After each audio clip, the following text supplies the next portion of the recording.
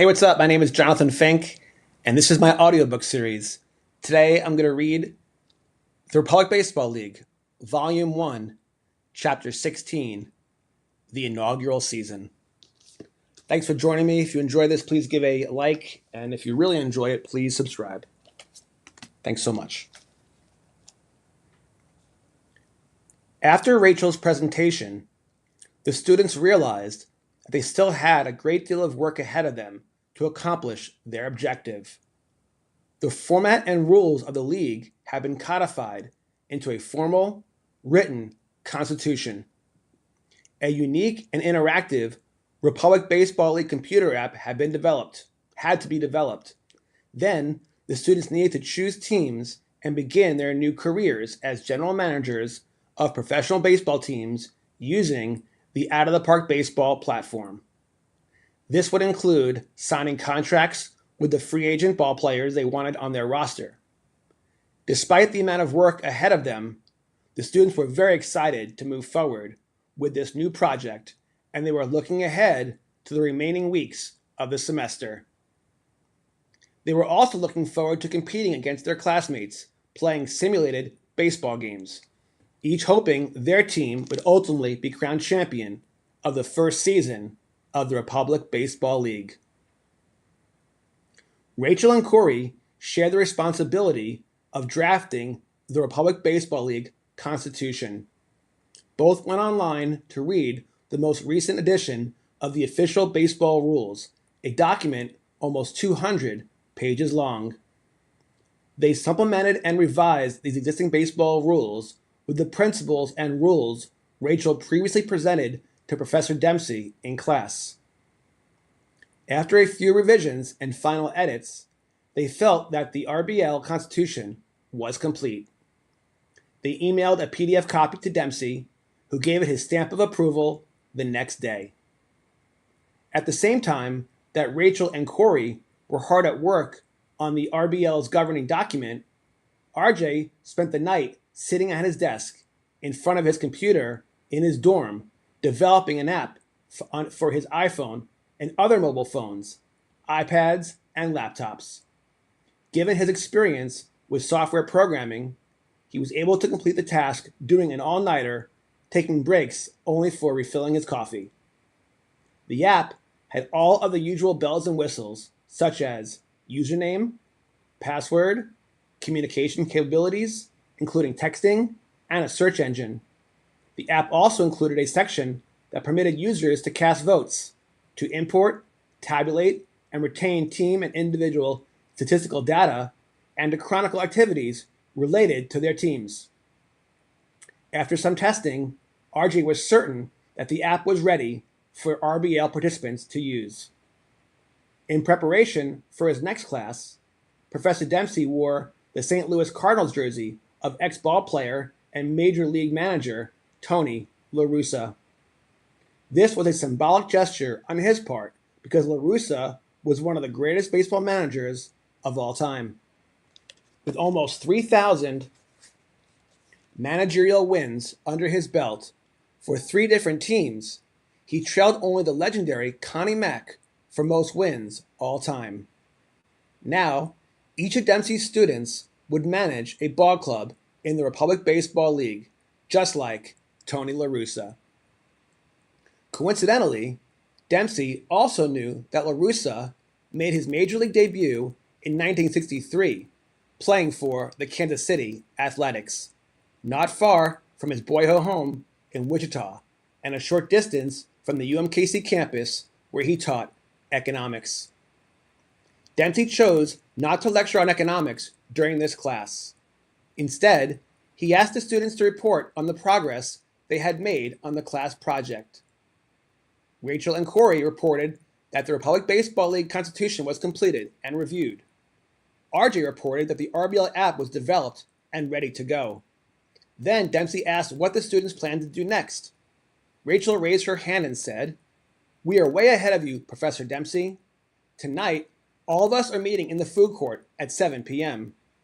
We are bringing our mobile phones and computers so that we can get familiar with the RBL app, then pick our teams and select our players.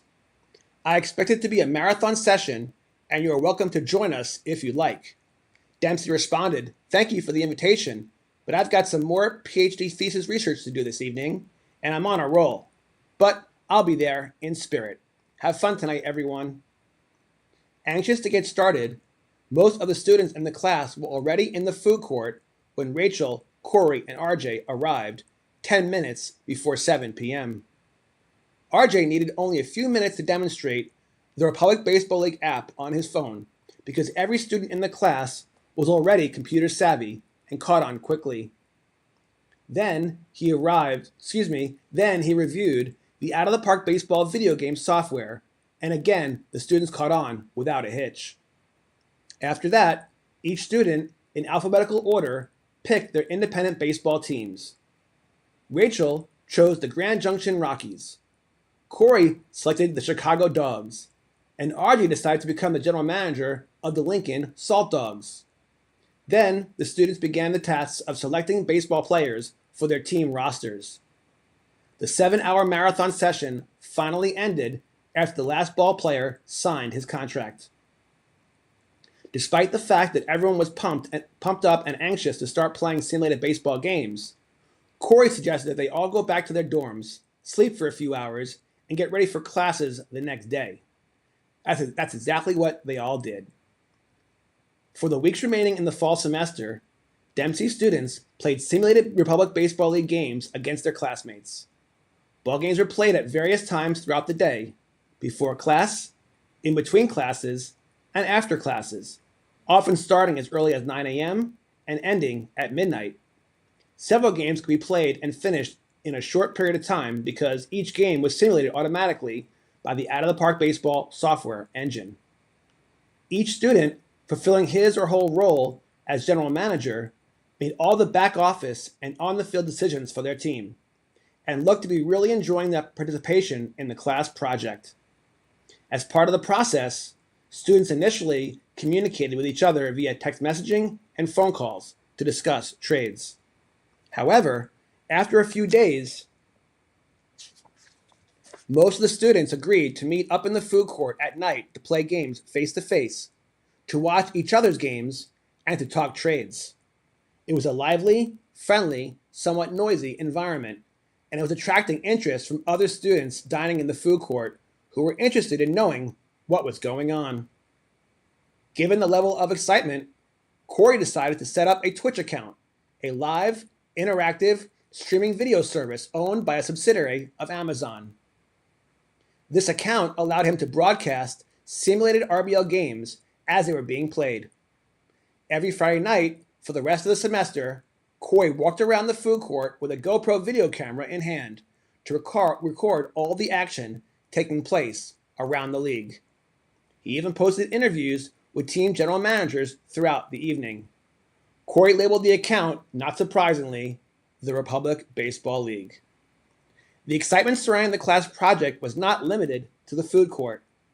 A buzz started to grow around campus as well. Corey's Twitch account was gaining dozens of new UMKC followers every day.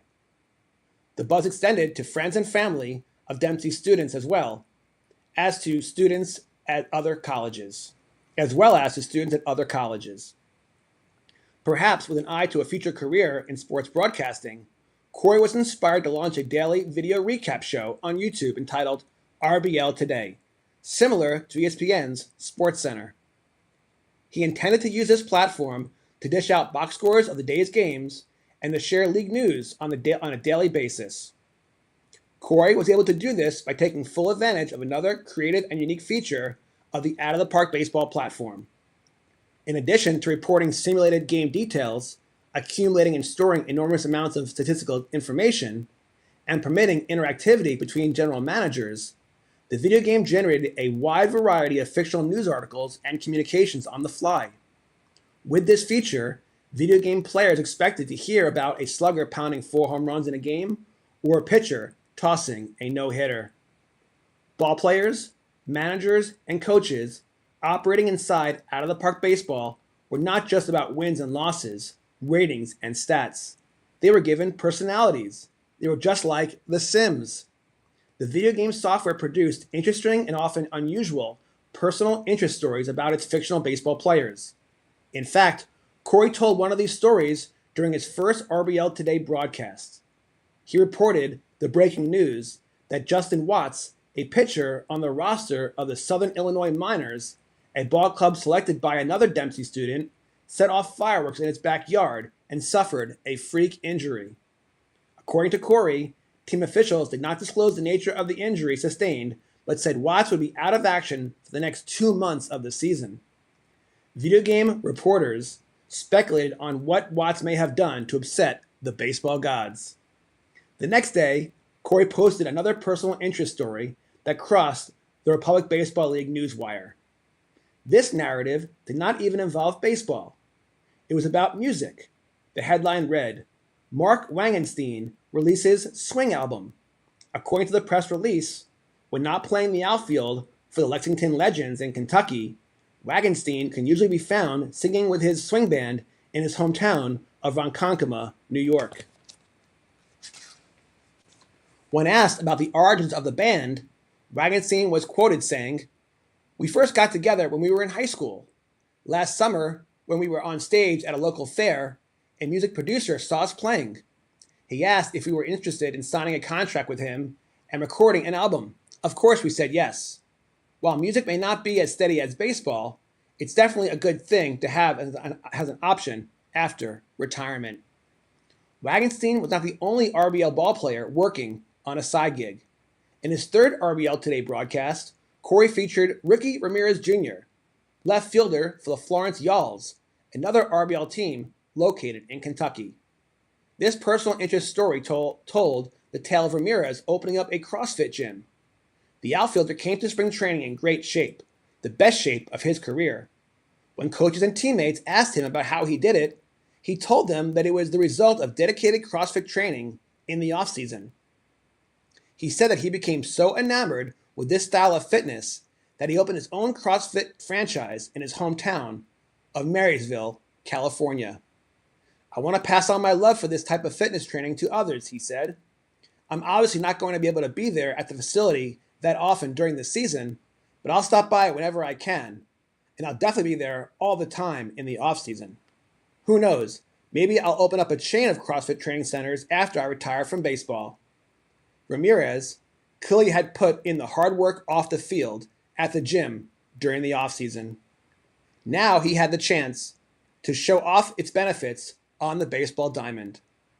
In the next RBL Today broadcast, Corey paid homage to opening day, that special day of the year that signifies the start of every baseball season. Corey made a video selfie and said, "Opening day is a time of joy and optimism for all baseball fans.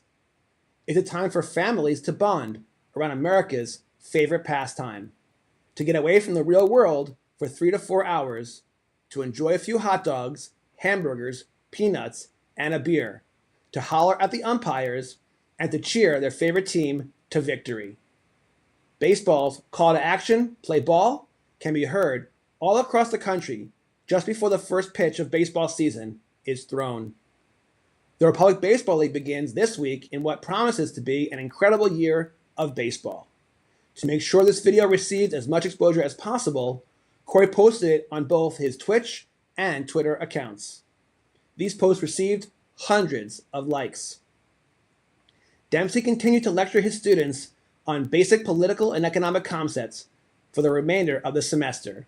However, he made sure to reserve the last few minutes of each class to discuss the status of the class project. He was very pleased with its progress. The students were taking the Republic Baseball League general manager responsibilities seriously.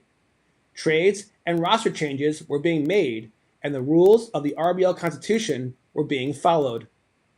At the end of each class, Rachel, as league president, presented the current league standings. During these last few weeks of the semester, Dempsey was busy doing additional research on his PhD thesis. He had made so much progress that he had made so much progress that he even completed a first draft of his dissertation. He realized, however, that his concentration on this project prevented him from spending as much quality time as he would have liked hanging out with his friends down at the barbershop. So he set aside the next Saturday afternoon to do just that. He drove downtown, picked up a slab of ribs from Arthur Bryant's barbecue joint on his way, and entered the doorway of the back room of the baseball card shop. To his surprise, Mo, Frank, Bobby, and Henry were not playing cards, nor were they talking about Major League Baseball. They were sitting around the bridge table staring at their iPhones, watching Corey Gordon on RBL Today.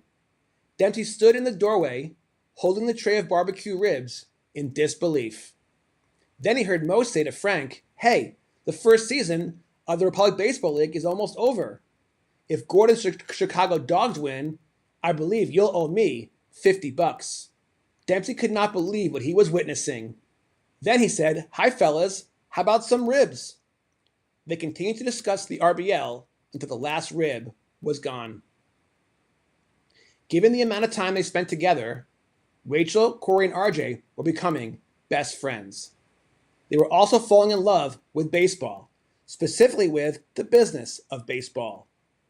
Each had been pursuing different college majors before taking Professor Dempsey's class, but now they discussed taking courses that would prepare them for careers related to the business of baseball. So in preparation for the spring semester, they agreed to register for Statistics 101, an introduction to sports management. The trio also started new traditions. After class, they would regularly travel to the barbershop to study, drink coffee, and talk baseball in the back room with Mo Franklin and his friends. On weekends, when they weren't studying or playing simulated RBL baseball games, they got together as often as possible to attend Kansas City Monarch ball games at Legends Field in Kansas City, Kansas. During the last week of the semester, Corey somehow found the time to launch The Business of Baseball on RBL's YouTube channel. It was a weekly broadcast that covered all things financial and business related in the league. In the initial episode, he summarized the RBL season to date, noting that RJ's Lincoln Salt Dogs, currently in first place, were likely to be the winners of the league's first season. As to the business of baseball, he emphasized that each team in the league except one was successful. Every organization, other than the Monterey Amberjacks, earned a profit in their first year in business. Clearly, Dempsey's students, acting as general managers, were running their ball clubs very efficiently. For the next to last class of the fall semester, Dempsey asked his students to wear baseball jerseys again. They all complied.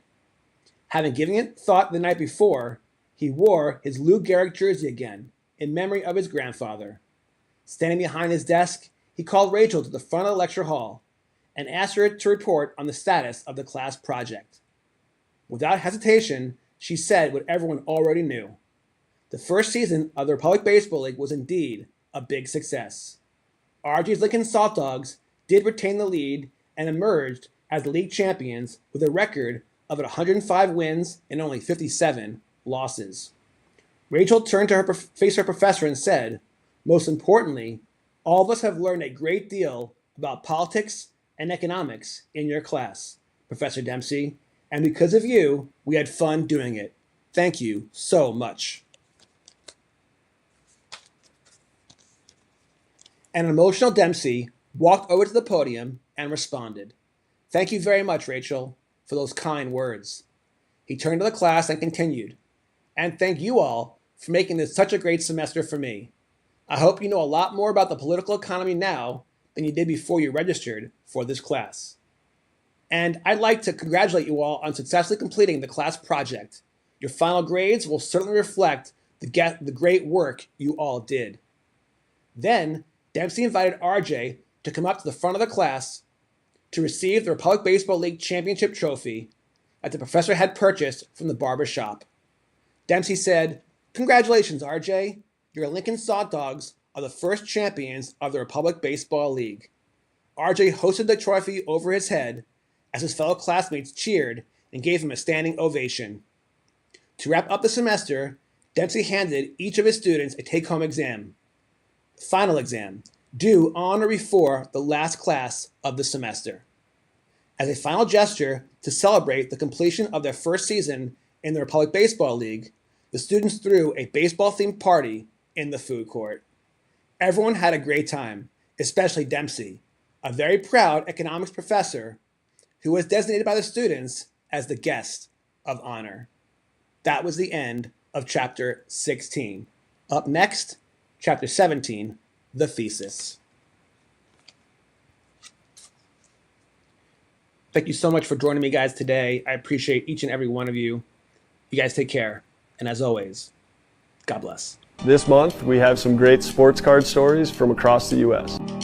and talk to an author from nearby Leawood, Kansas, who has written a book about returning to collecting after 3 decades away.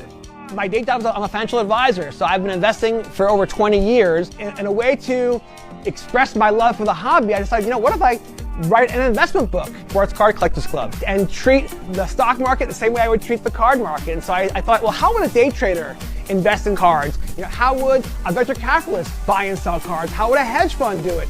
As I would go through my trials and tribulations, I realized that for as much fun as I was having investing, there was something missing. And one day I was watching the Royals game on television, and it was a rain delay. And the Card Life television show came on. I was watching that episode, I was watching Matt Strom open cards and rip packs, and I started getting the warm, fuzzy feeling. I said, this is what I want to be doing. I want to get back to really collecting and ripping cards and building sets. And that's where the story of my book has a change. I go from investing back to collecting. I'll also open a variety of boxes from different sports. So he hit the home run off me in the 7th inning. And then in the 8th inning, JT hit a double, so he's standing on second.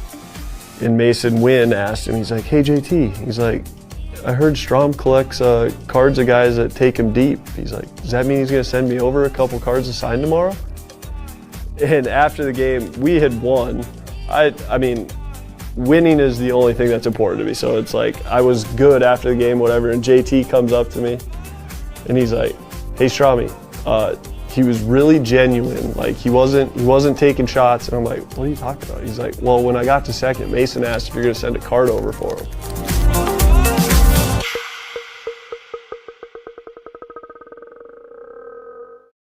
I'm just looking around my basement here, just walls covered with concert posters and toys, and just I have no intention of selling these things. I collect because I want to show off the things I love and do it in fun ways. And it just never crossed my mind that, hey, I'm going to go buy this thing just so I can resell it. That to me isn't a pure collector mentality. And obviously things change and times change. And, in order for things to survive right now, you have to have that sort of chase for something valuable. Yeah, it needs to be a circus. You know what? The truth is, I actually watched the live stream on eBay Live with Ken Golden and Logan Paul. They ripped a box of 86 Flair and a box of Series 1 Pokemon. And you know what? It was very entertaining. They're both polarizing characters. I thought it was entertaining. But you know what? After every pull, they immediately are showing the value.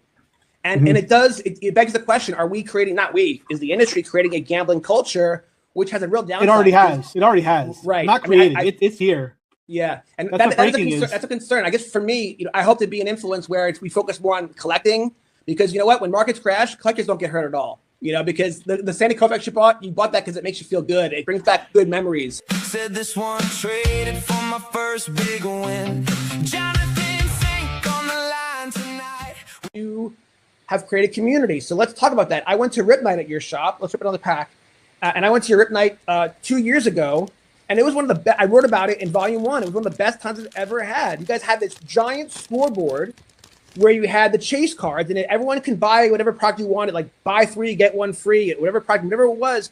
You then, if you pull a Bronny James, you then get another blaster. Or I pulled a Reed Shepherd auto, and then I got a free T-shirt. And I sat around the table with strangers and had the best time ever. So let's talk about how important community is, and what you guys do is provide an anchor for community in our town. How important that is. Yeah, definitely. Like you said, one of our taglines, we say we'll make an offer on anything, but like you said, I mean, we got to pay what it's worth. And so if it's junk wax, it's going to be junk wax prices, which unfortunately, a lot of people end up thinking that their 87 Topps Barry Bonds is going to be a couple $100 or It's something. worth nothing, people.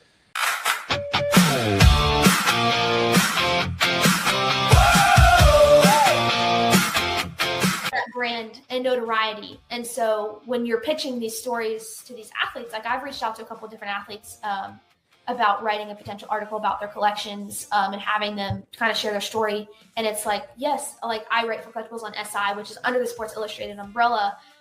It does carry weight. Like it does. People recognize that brand. It is important. And so I'm super grateful that I've been given the opportunity to write for that staff. The top segment that was done by you on you was so well produced, right? Did all that come from the conversation you had with Michael Rubin? Is that how that put you on the map to such an extent that all those opportunities happened? How did that happen? Did you get a call one day? Said this one traded for my first big win. Jonathan Fink on the line tonight with a pack in hand and a story that bites. I didn't even collect when I was 3 years old, like when this card came out, but you just pulled a good one. Roman Anthony, from Dempsey. I love Wichita State. Yeah. I would have been thrilled if he went to Tulane, but his parents have roots in Nebraska. So for him, it was coming home. And so Nebraska got a good one. And so I'm not surprised awesome. that program's on the rise because they got a great stadium. They have great resources. They got a great fan base with people like you. And their recruiting is fantastic. They're finding the talented kids. So Yeah, watch in out fact, for the Big Ten. So yeah, Will Bolt, the head coach, he actually played at Nebraska when I was traveling with the Nebraska team in the late '90s. He was down at Texas A&M when I worked at Texas A&M. Rob Childress is the pitching coach, and I was on the hiring committee that hired him away from Nebraska to come down at Texas A&M, and they're thrilled that he's back here in Nebraska. He's a genius. The number of players in pro ball right now that went through Rob Childress, so he'll be under good guidance when he gets up here to Nebraska. They're good people. One kid found a mantle in the rain. One old friend came back with the same old chain. Talk to me about the reaction of the players, the other players, when they see this bat putter. Are they flipping out? They freak out when they see it? And they see it and they're like, they just stop. Yeah, let's go. Yeah. So the reason why I asked that question is because I had that experience literally yesterday. So when I first got the bat putter, I think I bought it 6 months ago, and it's customized for the Republic Baseball League, which is so cool. And now that I realize, now that I love it so much, and I got to use it yesterday, I'm like, I got to start buying them for different people. Like anyone's a guest on my show, they're gonna get a bat putter, okay? Yeah. But the point is, I had never used it because I thought it was too sacred to me. I keep it in my office like a sacred shrine. It means so much to me. But then I was like, after watching all these videos and stuff like that, I'm like, you know what? There's this indoor amazing place in Kansas City called Tap-Ins. Okay, they have an outdoor putt, but also indoor. And depending on the weather, the whole thing, it's amazing atrium, and it's become a successful business. Yeah. And I was like, you know what? That's a perfect. It was a hot day. I'm like, it's a perfect thing to do. So my buddy Paul Greenwood, who I featured in my first book, we went and played around. And when I showed up with this bat putter, people were freaking out. They were literally losing their minds, and that's when I realized. So then, and then, by the way, it was a Sunday, middle of the day, hot as heck. I want to see how it gets made, but you probably do actually. I want to see if there's quality control testers there. But attention! If anyone in the tops is watching, Grip and Rip we want to get invited to a tour at a factory. The two of us. I told them I would work for free. Right. I would work absolutely free. I want to see how their stuff's made. Yeah, I'm curious. But like collation is like I'm sure there's a bunch of engineers that sit around and design. Got some breaking news for you. Yeah. Slab just texted me. No way. What do you say? The Looks like this is the first year to hear it. Who is that? Right. Let me see here. Breaking news. Grip and Rip. Breaking news. Oh, U.S. agent. Okay, so I just got told that the finest mega boxes are going to be really, really, really good. Oh, interesting. 1.6 numbered cards a box. So you're guaranteed one numbered card with a 60% chance to pull a second numbered card. Wow, and interesting. Autos are 1 in 3. Whoa. So do you think that Topps decided to go big because this is their first year with Topps Finest in retail? I'm going to say yes. Yes. Right? Because I do think so. You usually get so upset with the delayed numbers, that they're delaying them. Or maybe, by the way, I don't know if it's a conspiracy that they're the odds are coming out later. I just feel that maybe they're just not as efficient as they used to be. You might have watched this game back I'm sure I did. Currently, it's Derek Coleman. Yeah, he was on my fantasy team for sure. Pretty crazy to think, in the future you would be able to collect that moment that you watched. Right. And by the way, check that out. It's worth $198 versus the ones that are worth 35 cents because it makes sense. Because the same way that you value your 1964 Willie Mays card, you're going to value your Drazen Petrovic, and you're not going to want to give it up unless it's for a very, very good price because you love that memory. And what's wild is the same way that you get the warm, fuzzy feeling with dopamine hit, whatever, when you look at a card on your shelf, it's the same thing. But when you're online at the bank, you don't have your cards with you, Paulie, but you do have your phone, and you can pull up your Drazen Petrovic and pay respect to him and watch a couple of his awesome plays that give you the warm fuzzies because you can. It's wild. And